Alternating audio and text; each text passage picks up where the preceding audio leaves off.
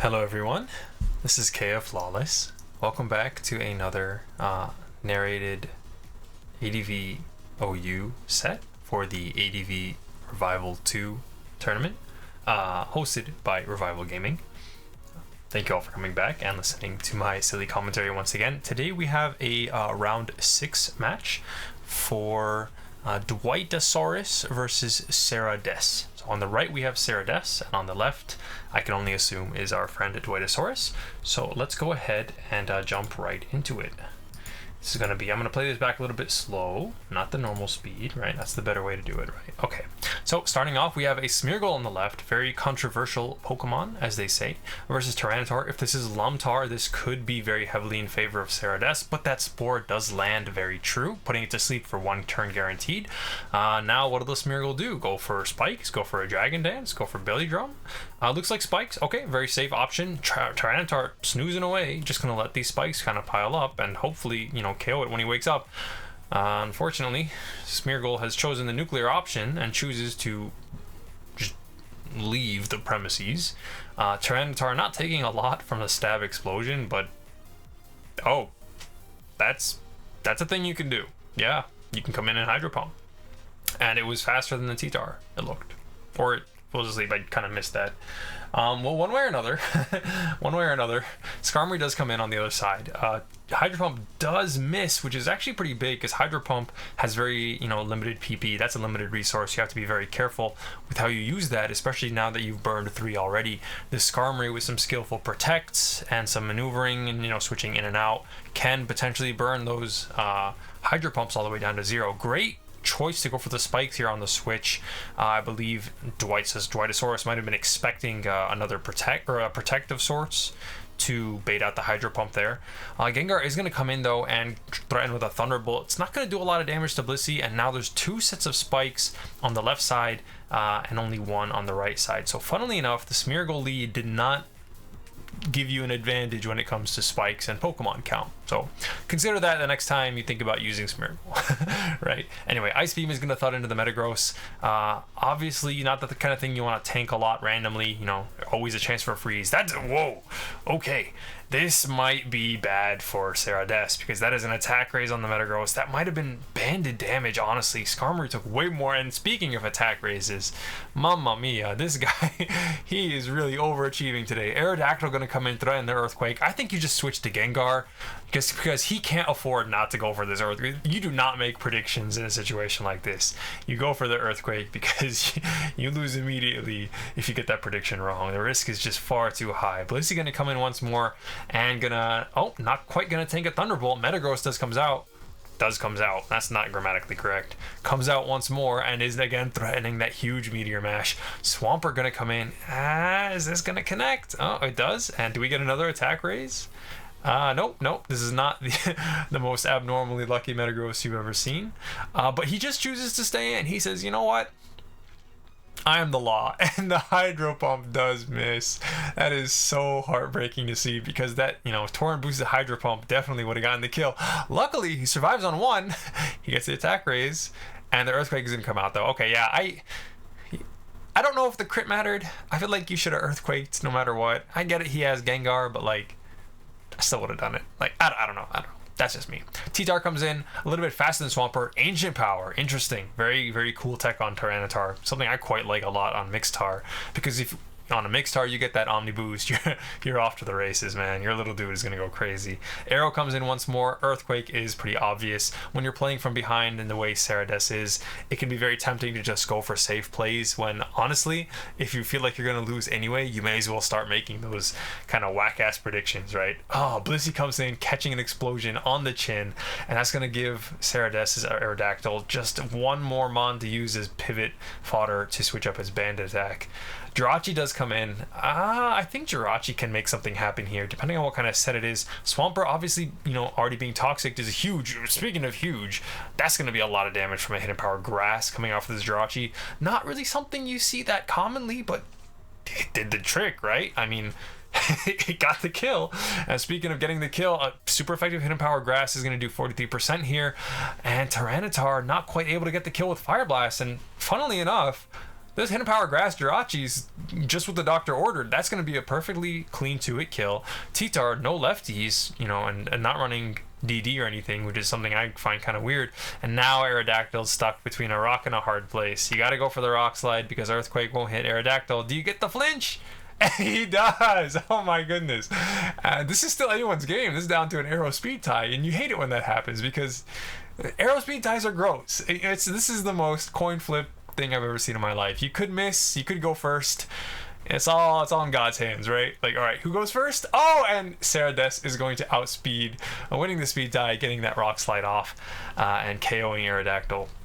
Very interesting, though. It did a lot more damage to that Jirachi than I expected, right? If we see how much damage Rock Slide did, 29%. Is this Adamant banned? It could be. If that's the case, then if Sarades is running Jolly, then that was not a speed tie. That was just kind of a guaranteed outrun. Even with, I'm not going to calc it, right? But like even with no bulk, I'm surprised that that did so much to Jirachi. Anyway, on to game 2 of this set. Let's go. Play sound off. Once again, we have Sarades on the right, and we have Dwightosaurus on the left. Shiny Metagross coming out. Always cool to see. Shiny T-Tar coming out. One of my favorite shinies of all time. Switching into Fortress, very safe play to make. That is a lot. That might be banded, right? This could be a Houdini Metagross. He didn't go for the explosion. Fortress is able to take the Meteor Mash pretty comfortably. Comfortably is still a 4-hit KO. I mean... Oh, the counter. Interesting. Okay. That is quite a bit of damage. Not quite enough to KO the Metagross, unfortunately. You know, that's the unfortunate thing about having too much defense on your countermon is that counter's damage is based off of how much HP you lose. So having higher defense actually will lower the amount of damage you take from the physical attack, thereby lowering the amount of damage you deal in return. Counter is just going to blank because the Metagross does get switched out. A Salamence does come in. This is going to get an Intimidate, and a Resisted Focus Punch is going to land on it. So not really a ooh. I mean, it's still 150 base power move off of a T-Tar, so it's still a lot of damage. But no lefties on T-Tar here. Probably a Lumberry, right? I don't think it would be Choice Band, but it could be. I don't know. That did a lot of damage to Salamence, but we don't really know what kind of Salamence it is at this point. Giga Drain coming out from Gengar. Kind of a weird thing to switch into a T-Tar, right? It's kind of the other way around usually, switching your Tar into the opponent's Gengar. Goes for the Pursuit just to make sure this Gengar doesn't escape. He really wants this thing gone. Of course, running Fortress, being able to get rid of spikes on your side of the field is very important. But this time he switches it up, goes for the Crunch, predicting to stay in, which is a smart move. With Giga Drain, you can steal health from the T-Tar and kind of stay alive if you need to. Metagross now coming in for the final time. Gonna go for that Meteor Mash, and T-Tar just gets sacked off at this point. You know you can easily revenge kill Metagross with a Salamence or something else unrevealed. Speaking of unrevealed, Breloom does come in. I would say, okay, Mach Punch. I think, what's Breloom's base speed? I don't remember. I'm clearly forgetting my speed tiers here. So he went for the Mach Punch just to be safe, but now that invites Aerodactyl back in. Speaking of Aerodactyl, Jirachi is going to come in and hopefully maybe predicting like a HP Flying. But the Rock Slide does come out. Maybe trying to catch Salamence coming in to Intimidate? I'm not sure. But Jirachi is going to go for a Toxic here, so implying it's a more bulky, slow burn, long-term defensive mon as opposed to like a heavy hitting Calm Mind Sweeper. Protect is going to come out. Doesn't really matter because it doesn't matter. You could go for a Toxic on this Claydol. I think that would be a lot of value. I'm not really worried about the Earthquake on a defensive Jirachi. You can take one. I personally would have gone for the Toxic there, but that's why I'm not playing this tournament. I suck at this game, right?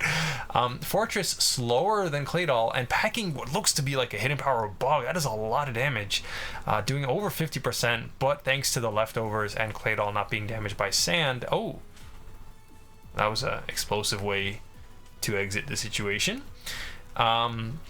After getting his Rapid Spin off, he does want to just remove himself from the situation, which is a really smart thing to do. Fortress can keep Spikes up if it wants to, but at this point, half your team is already gone. I don't know how much impact Spikes is going to have when you have an Aerodactyl and an unknown third. It depends on what that unknown third on Dwightosaurus' team is. And it's Swampert. Okay, so yeah, keeping spikes off is definitely a priority for a Swampert player. Dragon Claw does a lot of damage to Swampert, though. That is a heavily invested offensive Salamence right there. Probably running the Hidden Power Grass, but he brings in Blissey. Okay, maybe not. Protect does come out, possibly to scout said Hidden Power Grass, but Blissey is a very safe option here. Swampert can't really do anything to threaten it immediately, whereas Blissey can, you know, just go for those Seismic Tosses. T-Tar coming in to absorb that, just kind of as fodder at this point. You can get a nice hit off on the Blissey, but honestly, if I'm Stardust, I'm just healing up. I'm not worried about anything. Okay, or you can just go ahead and get the Seismic Toss to finish it off. At that point, you know, he was already toxic, and you could just keep your Blissey alive, but it's honestly looking pretty comfortable for Cerades at this point. Swampert here, of course, going to go for the Earthquake. Does a good 32%, but not... Oh! Another counter. Well, that's one way to deal with Swampert. You know, you've got 4 Mons at this point. I'm sure one of them would have had a way to deal with it at this point, but... Yeah, okay, Rock Slide is going to come out. That's going to be what Aerodactyl locks itself into. However, that does mean that you will be resisted by both Jirachi and Breloom. So unfortunately, it's unless you can get like 20 flinches in a row. Does this move even have 20 PP? It doesn't. So you just gotta do your best, I guess. And oh, he's got the Protect on top of it, so you're gonna run out of Rock Slides before you can make your way through this team of 2 resists, especially if Jirachi is running Protect and Wish. It's like kind of a this is just depressing, right? Okay, Aerodactyl gets toxic, and that's basically just the game at this point. But let's see if they play it out. I don't know. Yeah, he's running the Rock Slides, and I respect it. You know, do your best. It's tournament. Just gotta do what you can. Breloom does have the Mach Punch. Doesn't have to worry about getting flinched. He's just going to go ahead and sock this dinosaur in the face, get as much damage as he can. It's all principle, right? At this point, it's just principle. You gotta play till the end, and I respect that very much. Breloom gonna, I believe, be able to get the kill here with the Mach Punch, and that is going to be the end of this series, a 2-0 victory in favor of Cerades. So thank you all for watching ADV Revival 2.